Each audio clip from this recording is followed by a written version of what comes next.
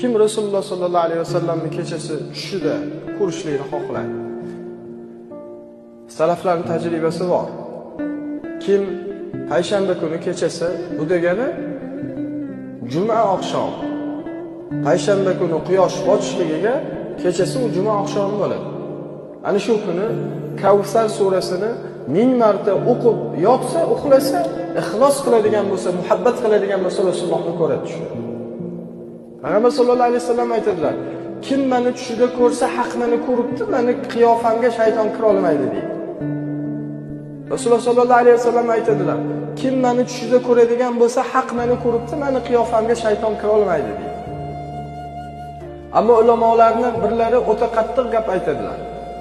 Bir kishiki Rasululloh sollallohu alayhi vasallamni tushida ko'rmagan, lekin ko'rganman, Rasulullohni ko'rdim deb yolg'on da'vo qilyapti.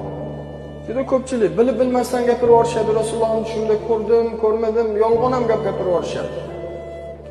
Ulamolarning birlari aytadi: kim Rasulullohni tushida ko'rmagan, lekin ko'rdim deb yolg'on da'vo qiladigan bo'lsa, Alloh o'sha bandaga Rasulullohni qiyomat kunida ko'rsatmagin deb duoibat qilib yuborishdi.